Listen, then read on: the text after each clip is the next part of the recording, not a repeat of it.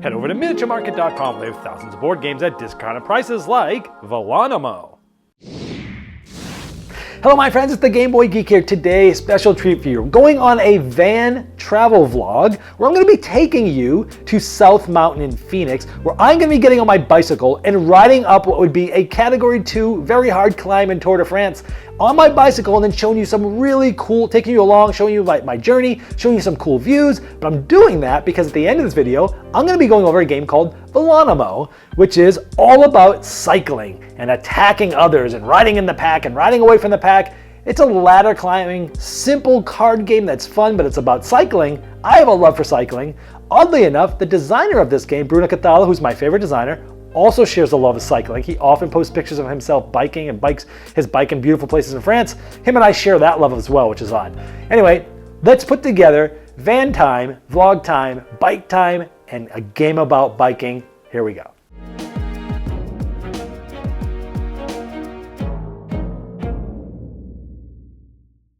All right, just left the house. The van is so dirty on the outside. I park it outside. I can't fit in my garage. I'm trying to find ways to possibly allow it to fit in there. I've had a contractor come over and look, and the door's gonna have to get bigger just to even get it in, and then the length is like 2 inches too short, maybe an inch and a half.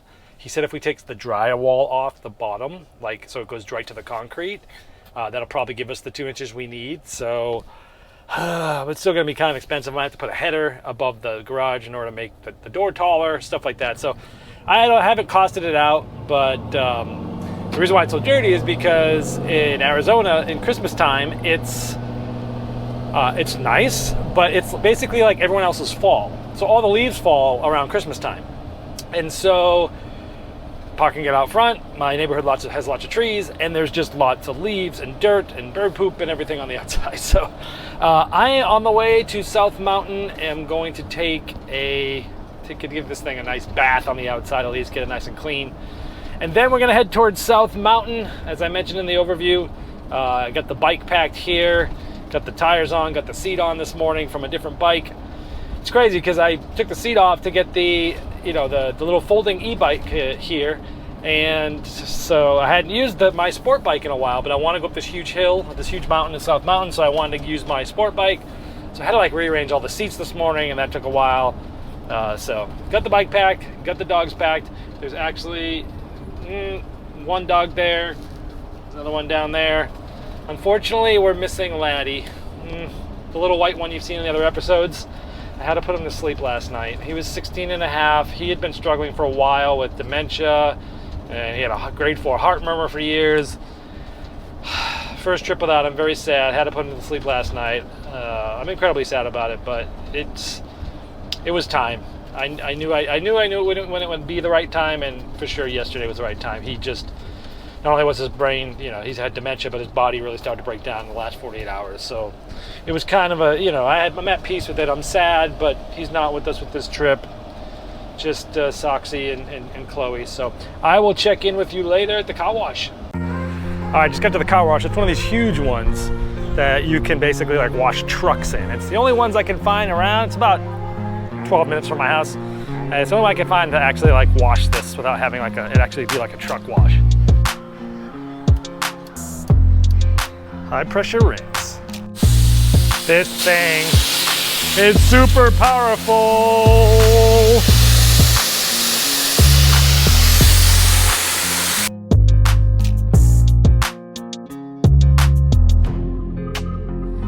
All right, I'm done. I already took a shower this morning, but I just took a second shower because that stuff's spraying off there at that high rate. Ooh, man, I'm kind of soaked. Can you see it? My hair's all wet. Ooh, man, the mic got all wet. The camera got all wet, but this is like a GoPro, so it's all right. So let's head down. Actually, we're gonna make one more pit stop on the way to South Mountain, but it's a surprise.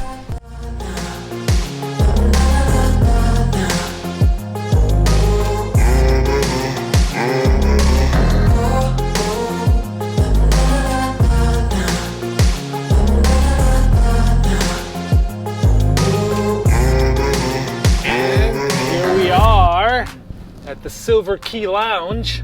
This is a board game cafe and bar that's having a flea market today. Let's go check it out. It's a masculinity. So I came to the game cafe to look at the flea market, and what do I end up seeing at the cafe next door? My homies playing Mercado de Lisboa. This is my game group right here. Matthew, Greg, Brett. They're just like hanging out playing. That's right. Look at this. Other people are wasting their money buying all the games, so we're having fun. We're saving. Yeah, man. So yeah, let's go ahead inside and check out and see what's for sale.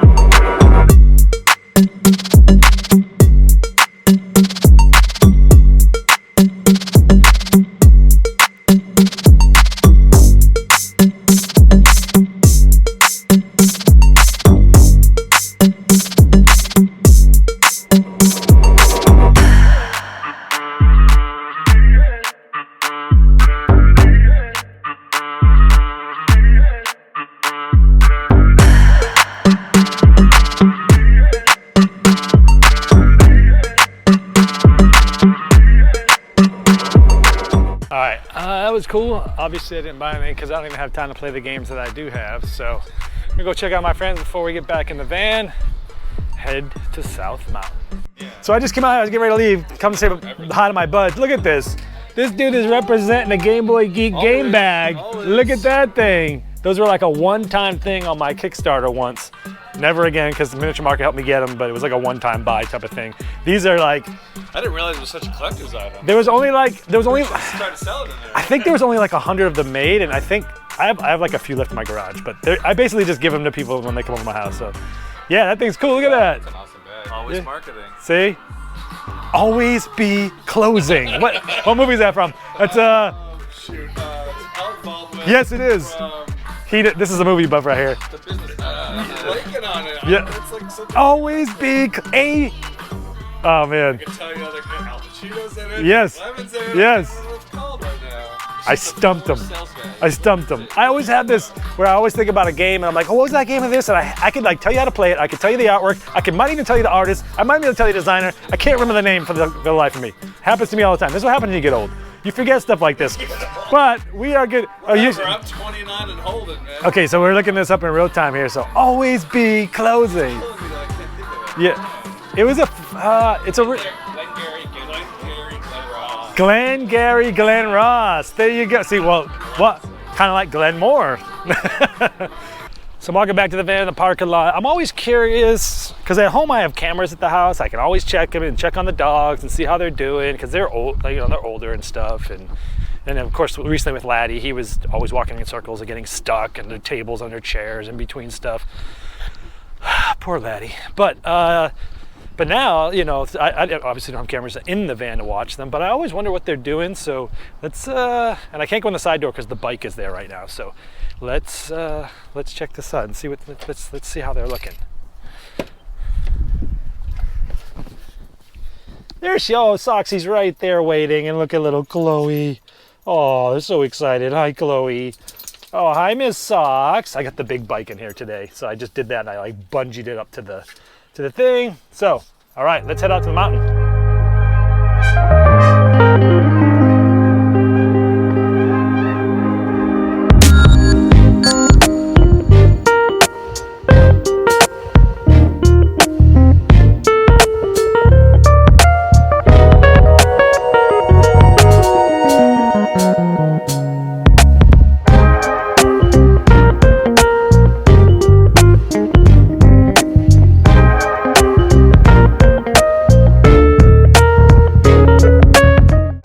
So while I'm at a red light, let me show you this box cover. Velonimo. This is a different cover than the regular version. The regular version has a cow on the bike. This has a cheetah. This is the new American version, or North American version, coming out from 25th Century Games. So that's the box. It is a Bruno Cathala design, my favorite designer. And it is a ladder climbing game. You're trying to climb up little mountains by just playing cards with numbers and such. It's a cute little game. I'm gonna give you a full overview at the end of this video. Sorry about all the different views in the van and stuff. I actually, packing the dogs and the bike and all this stuff and the games that I'm gonna be messing with while I'm on at the mountain, I totally forgot the tripod, I forgot the suction cup for the windshield for this camera. So I'm just like basically holding it on the armrest and such. So sorry about that, but yeah, so add another red light here. I'm gonna show you this. It's pretty cool. It's got cards like 1 through 7 and such, and you're basically trying to combo cards together and be the first to run out, like in many ladder climbing card shedding games. It's a cool little game. And again, I'll give you a full overview later, but that's the main reason we're going to South Mountain, because the game is about riding your bike up the mountains. So I'm gonna ride my bike up the mountain. Hopefully we'll get some good footage of doing that too. I brought my drone. We'll see if we can get some good shots for you.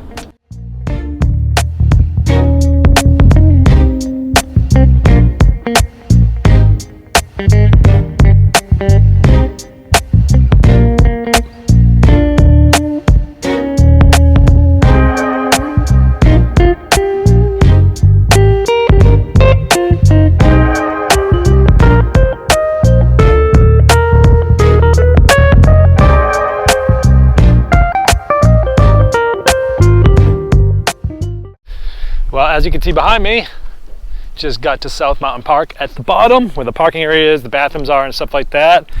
Gotta take the dogs for a walk first before I go up there for a couple hours and bike, have them go pee, get them all settled. So now we're up doing that, and then I'm gonna get changed and get ready to take the bike up there. All right, if you've watched my vlog van videos, you've known that every time I've had some sort of disaster. This isn't a disaster, but it is a problem. I'm all ready to get on the bike. I got my whole kit on, and I haven't ridden this bike in a while because I've been riding the folding bike for the van. And so this is my racing bike that I used to do triathlons on and road races and stuff. And the problem is I hadn't ridden in so long. Today I had to put the saddle from another bike onto this. And the problem is the chain is stuck on the big chain ring up here, and it will not shift to the bottom one. The back shifters aren't working great, but it's okay. They work a little bit. This one's not working at all. I can't get it on the small chain ring, which means I've got to climb this humongous mountain behind me on a big chain ring. That's not going to happen. I'm not going to be able to go up all the way on that mountain on a big chain ring, even if I'm on the easiest gear in the back. It's just not going to happen. It's humanly impossible unless you're Lance Armstrong or something. So I do have some tools with my bike kit. I'm going to try and see if I can just take the front derailleur thing off for the day and see if I can just manually put it on the small chain ring and just leave it there, and I'll get this thing fixed later. I've been waiting 5 years to go back up this mountain again. I hope we can make this happen. Okay, I was able to take the front derailleur off. I had to use some of these wrenches and the screwdriver. Luckily, I had all the right tools. I took it off and I manually put it in this smaller ring. So that is going to allow me to actually climb up the mountain. Going down, I basically won't be able to pedal. Even in the highest gear in the back, I might get some tension, but not much. But it won't matter. I can just coast down. Really, the fun of going up a mountain is going up the mountain and feeling the pain. I know I'm sick. The good pain. There's no pain like climbing a mountain on a bike. Getting into a rhythm with your breath and your pedals and your heart and stuff, and just feeling that good pain. It's awesome. I know I'm sick. But, so I'm super excited because I'm going to be able to climb the mountain. So let's go. But first I'm going to have to clean off all this gook from my hands. Oh, baby. Having running water in your vehicle is like amazing. It feels absolutely great to be on my sport bike again. All right. The fact that I'm already out of breath is not a good sign. I bike 6 days a week and I'm already feeling it. I just rode about 10 minutes, and that's just to like the official beginning of the climb. This is where they start the time trials when they do races up this mountain. So it's like 10-minute ride. It was really hilly and mountainous just to get here, but this is now the hard work begins. So this is like the staging area. So we'll see how this works. I haven't done this in about 5 years. I'm 5 years older than I used to be. I used to live in this area. This is my favorite bike ride ever. I used to ride, take me 15 minutes to ride my bike here, then I would ride up the mountain, then ride home. Now I live like 40 miles away, but I don't know, it's gonna be tough. We'll see if I can make it. Yeah, I know this doesn't look steep on the video. Believe me, It's steep. Not sure you can see way down there.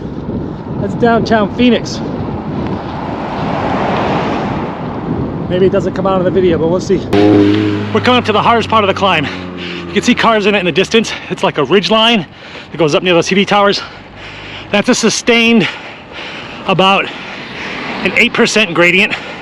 So like if you're on the highway and you see those big gradient signs for trucks, it's about that. If you watch professional cycling, this is an equivalent of a category 2 climb, which is the second hardest categorized climb. Of course, there's HC, uncategorized climbs, which are the absolute hardest. But for categorized climbs, this is equal to the second hardest in like a Tour de France, for example. Here we go. Okay, now we're really close to that part. You probably could see it better now, that ridge line. You can see a car going up it right now. I'm definitely gonna be standing the whole way up on that part. So far, not too bad. You see all these cars, once a month, they have Silent Sunday. No motorized vehicles. Opening up just bikers, hikers, rollerbladers, you name it. This is not that day, as you can tell. But I used to come here every Silent Sunday. So, all right, I come around the corner. It's time to start standing. I wish I kind of put some earbuds in. I was jamming some 90 BPM music to get in with the rhythm, but I kind of want to hear the cars behind me because this is a tiny shoulder. I've been hit once going up here before. So, yeah, here we go. Even when you feel low, you can still go. Even when you feel slow, you can still go. Even when there's no hope, you can still go. I never answer to no, man, I still go. Go, go, go, go, go, go, go, go. All right, almost there. Dobbins Lookout, best view in the valley. But we got about a 20% grade at this last part. Ay, ay, ay. Okay, I made it to the top. Behind me are the TV antennas. I've gone up there before, but the view isn't as good up there, and it's not that much higher really. So we come to the highest one. Behind me, I'm not sure if you can see, but there's a great view of the city from up there. And over on the side, there's little trails you can go down and stuff, but made it to the top. Part of the reason why I did this is a celebration. Last night I finished putting together the Kickstarter page for season 11. It's launching February 20th. I'm not sure when this video is going to get up, might be before or after that. And in celebration for getting that together, because it's like a full-time job for weeks to get that together, submitted it for review last night, and my celebration was to come here and do this tough climb. Now at the beginning it was much harder than I remembered, but I think that's because I'm 7 years older or 5 years older than last time I did this. I used to do this weekly. Then the other thing is you're not warmed up. Like, you get to the parking lot and it's still like straight uphill from there. So I wasn't warmed up. That made it hurt harder. And once I like got about halfway up and I got into that rhythm, it wasn't bad. It wasn't bad at all. I mean, obviously it was hard, but it felt great. So I'm gonna go down, get down to the van there where the dogs are. I was gonna film some cool time-lapse stuff going down the mountain, but I forgot, in the midst of packing and fixing the bike and all that sort of stuff, I forgot to pack the chest or helmet or bike mount for the GoPro, and I don't want to hold it because I'm gonna be going like 40 miles an hour. By the way, another reason why I did this today, it's been relatively cold in Phoenix, in the desert, and by cold I mean it's been like 60, which is like 15 Celsius, but today it's gonna be 76. It is 76 degrees in Arizona today on February 3rd, 4th, whatever day this is. 3rd, 4th, I think it's 4th. So 76 degrees, which is like 23-ish Celsius. Beautiful day out. That's another reason why I did this today. So I'm gonna head down, I'm gonna get the van, I'm then gonna drive the van all the way back up here with the dogs, then do like a little barbecue, hang out, play some solo games. I'll show you what I'm working on here for some current videos, so see you at the bottom. Wow, I forgot how exhilarating going downhill on a racing sport bike is. Holy crap, it's been so long I forgot. Like, that was more fun than any thrilling, like, amusement park ride I've ever been on. Oh my gosh, you can lean into the corners like crazy on that bike. And for you cycling nerds out there, that is a Cervelo Soloist, and that is the same frame that Bobby Julich won the Paris-Nice race on like 15 years ago. It's only aluminum, it's not carbon fiber. It's an older bike, but back then it was good. And man, you can really just lean into it. Oh my gosh. I mean, I was going way faster than the cars downhill because I could just cut through the corners like crazy. I was in the max gear, even though I was in like the smaller chainring up front. Max gear, pedaling like crazy. Whew, that was fun. I timed it. It only took me 15 minutes to get all the way from the top all the way back here. Oh my gosh, crazy. Anyway, I'm gonna get back in the van, get the dog some water. We're gonna start driving up to the top and hanging out. And the puppies get to enjoy the view too, huh, Chloe? What you think, Soxy? Yeah? Having some fun. Let's go check out the view. Here's that view I'm talking about.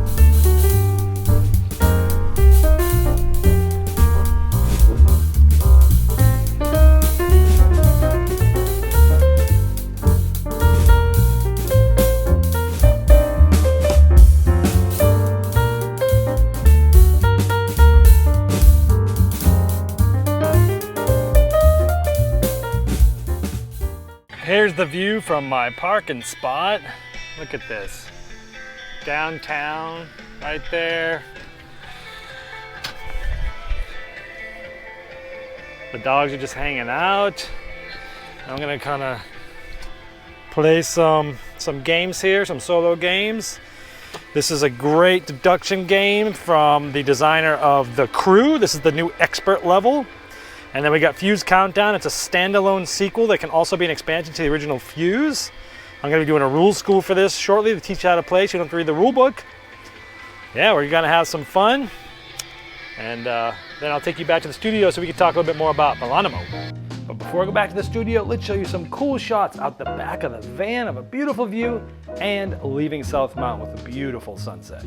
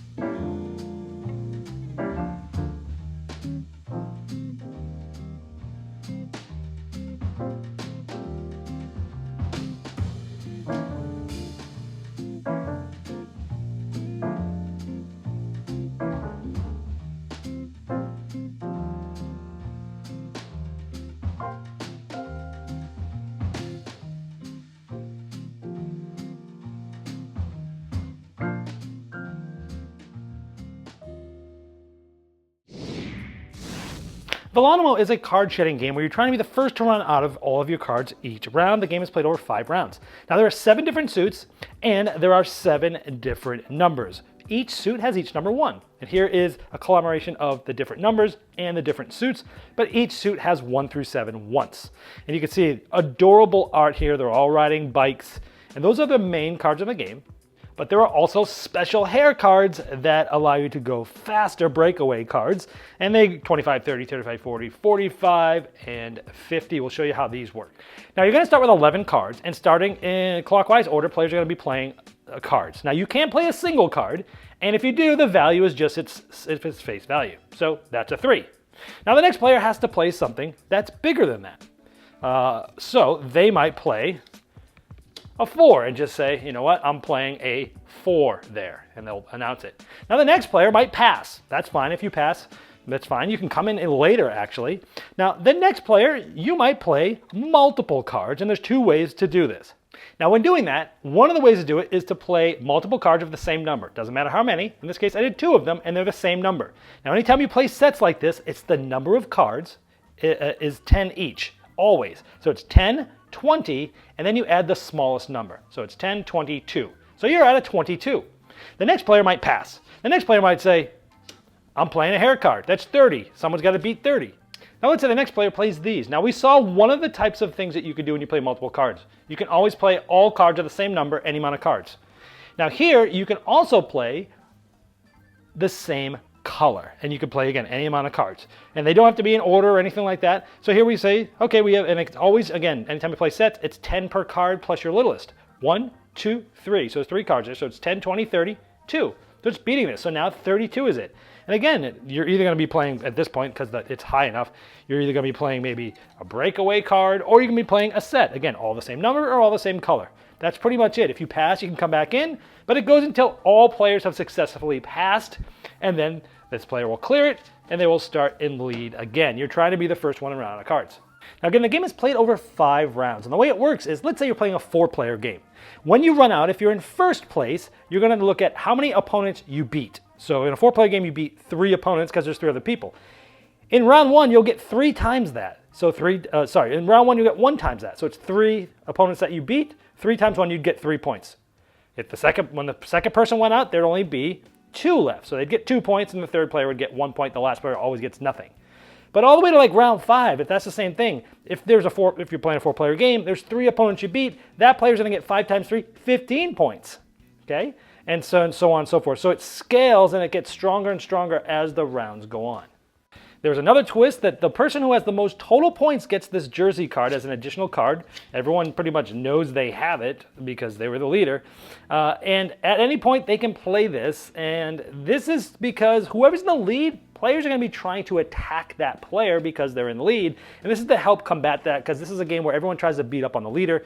Especially because the way that the scoring works and such like that. So that's one extra action. And one more thing is, you'll notice the turtle has this special thing here. Now, when someone plays this, you can take a random card from an opponent's hand. And if you play several of those, you can take as many cards from that same opponent as you want, messing people up. But that's pretty much it. You're going to play 5 rounds, scoring as I showed, and whoever has the most points at the end is the winner. Now there is a variant for 2 players. Number 1 is you don't use the jersey card. There'll be a draw deck, and you flip one over once the 11 cards have been dealt to each player. Now one difference is when you play the camel with the water in any set, you must draw the top card of this and put it back into your hand. Also, when you attack and play a set, if the opponent passes, meaning you've cleared that set out, you're done with it, you get to take this revealed card from the middle and either add it to your hand or force your opponent to take it, and then a new one will come out. And then the scoring is a little different. The first player to reach 8 points or more is the winner. Even it can take fewer than 5 rounds. I just like it. Almost is always just whoever wins three first is going to get the 8 usually. So I just play 3 out of 5 hands because getting to 8 points first almost always is whoever wins 3 hands first wins. All right, now before I get to my final thoughts, I want to let you know that if you like my content, there's now ways to get bonus content like first impression videos well before a review will come out, or for many games I don't even end up reviewing. You can even vote for which games get reviewed on the channel. You can also see me opening up packages and getting content earlier than everyone else. Well, if you like that, you can check it out at patreon.com/GameBoyGeek. All right, I hope you enjoyed the journey with me of going up that mountain, seeing how fun and hard it was, but it's just amazing. The awesome views, and now I just showed you the overview of the game. So let me tell you what I liked about the game. This is a family-style ladder climbing game. It's very simple, play cards, try to be the first one to run out, but there's a lot of depth in there, and I like that. But it is a lighter game. It's one of those comfort games where you just sit around and play some cards and chat and stuff like that. And I like those style of games. The art is beautiful. It's so adorable. I like that you're playing sets and the flexibility of that. This is the most clever part about the game, is it's like you can play all of the same number or all of the same color, and you're trying to figure out what's the right ways to put those together, and which of those sets do you want to break up, and why, and playing at the moment and trying to figure it out. Because in ladder climbing games, you don't want to get stuck with like onesies, twosies, or things that don't set well together. So you got to find the right time to play the hard, high sets, and when to break up other sets, when not to, and things like that. And that's general ladder climbing. And this one does it in a unique, clever way that I have not seen before. That is the best part about this game. All the same number, all the same color. Either way, gives you a lot of flexibility and a lot of things to think about with how light the game is. And that easy of like 10 points per card plus the lowest number. So if you have 3 cards and they're all 3s, it's 33, right? You have 4 cards and they're 2s, well, then it's 42. It's just really simple, but it really adds that cleverness to it. I love it. I like that you can come back in after you pass. So you can go around pass, let people blow off a bunch of their big combos, and you throw like the 45 or the 50 out there, right? You can wait and draw their cards out and see what they're doing before you do it. I like that you can come back in. It gives you some more strategy there. Playing the special hair cards at the right time, that's also important, and I like that.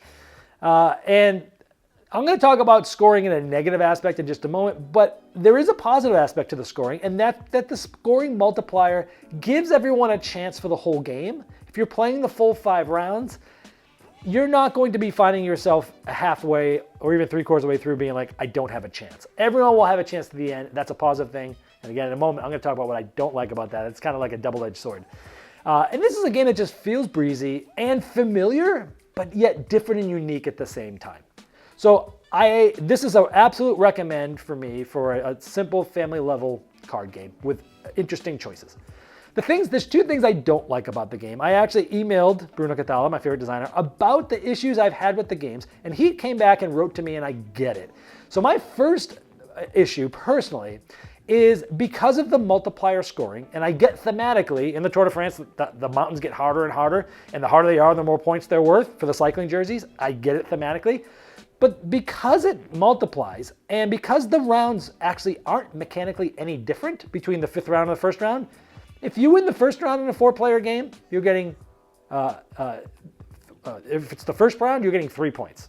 In a 4-player game, you get the 5th round, and you're getting 3 times 5, you're getting 15 points. That's a big swing with nothing being different except what round number it is. I've never been a fan of games when they ratchet up the scoring but do not change the game. If it's going to give you more points at the end, I like it to be either harder to do something or give you some sort of bonus or something that makes the game different to allow that different kind of scoring. There was another trick-taking game came out that had this type of scoring called Anansi, and I loved the game, but I did not like the tiered scoring. It's like, oh, you win the last round, you're really just because you won the last 2 rounds instead of the first 2 rounds, you win the game. I never liked that. I don't like it here either. I get thematically why it's there.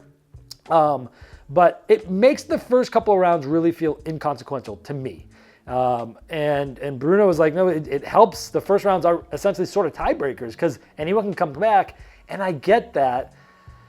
And I can see why they did it, but personally for me, I still don't like that aspect of the game. Now, however, the rules actually say, and I haven't seen this in other games a lot, the rules actually say you can change the number of rounds and or the number of points per round to your liking. And it's in there for a reason, and I'm only guessing it's probably because some playtesters had problems with the scoring. I do. It's okay. The rest of the game is good enough, and it's clever enough that I'm willing to, the rules say we can do it, I'm going to change it. So here's how I play. 5 rounds for me is actually too many for a game that's this light. I play 3 rounds, and in the rounds, however many players, let's say you're playing 4 players, the last player always gets 0, just like the normal game. The player that comes in second to last gets 1 point, and 1 more point for each person ahead of them. So for example, if you're playing a 4-player game, you go out first, you're going to get 3 points because you beat 3 opponents. The person that goes out second, they're going to get 2. The person that goes out third, they're going to get 1. Whoever comes in last gets 0. It scales with player count. You keep it equal every round. There. The second thing I don't like about the game is the jersey. I talked to Bruno about this. I get it. It's super thematic. In the Tour de France, the one who has the jersey, everyone is attacking that person. And he's saying, yeah, everyone's going to attack who's in the lead. My experience has differed. My experience is that it's not the person who's in the lead for the game that people are attacking because it's compounded with this scaling of more and more points every round. People are attacking the person they think is about to go out that round, not the person who's in the lead for the whole game, because the person who wins that round, almost at the end of every round, is going to be winning the game because of the way that the points go. So I don't think that people are always attacking the one with the jersey. They're attacking whoever they think is about to go out. So thematically, I get it. I'm a cycling nerd. I love the Tour de France. I get that. But mechanically, I don't like it. In fact, when I play this, I play the 3 rounds. I do the scoring that I just talked about, and I actually give the jersey to the one who has the least points. And I know that thematically that's whacked with cycling. That's not the way it works. But for me, it's what allows me to enjoy this game. And I don't typically change rules, but the rules clearly said you could change the rules about the scoring. And then I just like this little tweak about the jersey. Personally, me. And it's weird because thematically, I'm very much in tune with what it was about. Those are the 2 things I don't like about the game. In the end, though, I still can highly recommend this game because you might be fine with the scoring. And if you're not, the rules say you can change it to your liking. With that being said, it pretty much sweeps all of these things that I don't like under the carpet.